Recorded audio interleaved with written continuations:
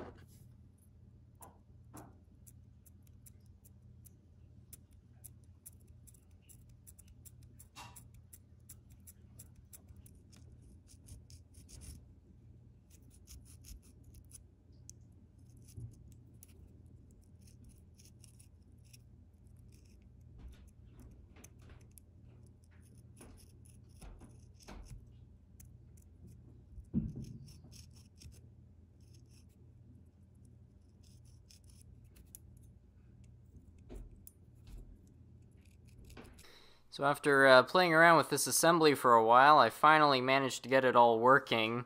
As you saw, there was quite a bit of dust and hair wrapped around one of the axles, and it was just preventing this whole gear system from working properly. So once I got that out, it freed it up. But that wasn't the only problem I had to fix. You'll notice the spring on the left side looks a bit different than the one on the right. I had to replace it with another one because it just wasn't providing enough compression for the brushes to work properly. So now that I got those two errors out of the way and gave it some oil, here are the results. So I'm going to connect a test lead onto that side. I'll connect a second one here. And as you can see, it does run. This is running at about half power on a 16 volt controller, and it's turning over plenty fast. So yeah, it seems to be running pretty well. So now that we've got that all operational, all we need to do is put it back in the locomotive, and hopefully it will all work. So let's get around to doing that. Alright, so now that we got our little assembly working here, we can put the shell back over it. So to do that, I think what I'm going to do first is actually put this weight in and get that all positioned properly. Actually, I'm not sure. Maybe it goes in like that. Yeah, it goes in this way. Okay, so that's about where it should be. We'll follow that up with the chassis. It's a little bit tricky to navigate this thing around the weights.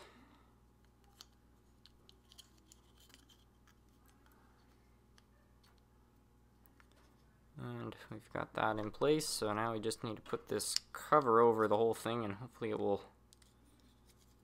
sort of just slide in there.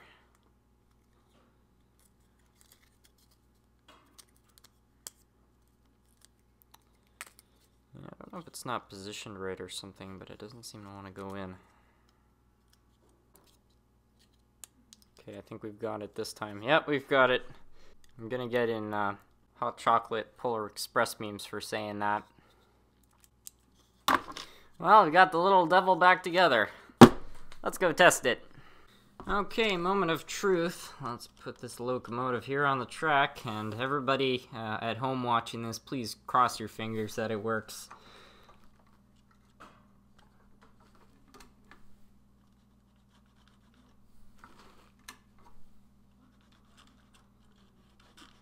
Oh no.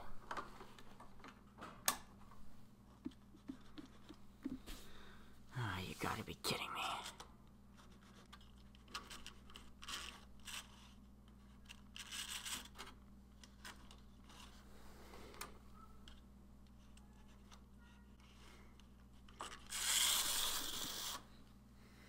We had it for a moment there.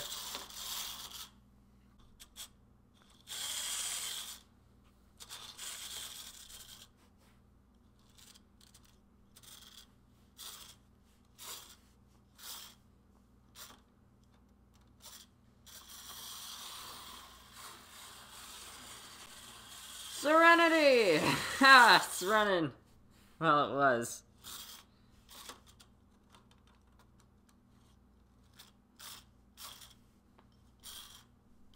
I think this section of track is just dirty. Yeah, there we go. Come on.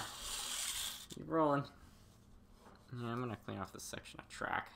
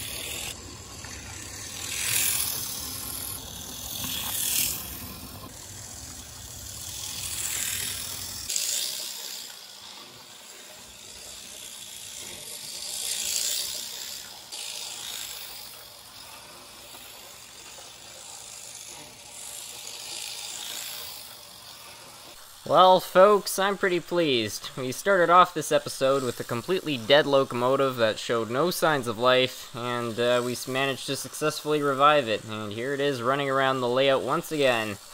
And it seems to be running pretty well. I haven't been able to get it down to low speeds, I think just because it is an 040, so it doesn't have the best contact area. But you know what, it runs fine, and ultimately I just wanted to get this thing running, so I'm very happy with it. Anyway, I want to thank you all so much for watching, and I want to give a special thanks, especially to David Z2G Scale, for picking out this locomotive at a train show and sending it over here, because it is a locomotive which I've actually always wanted. I've been looking at trying to get one for years, and he just sent one, so it was very generous of him. Anyway, I want to thank you all so much for watching. I take back what I said. After getting it warmed up, it can kind of creep. Well, kinda. All in good time, right?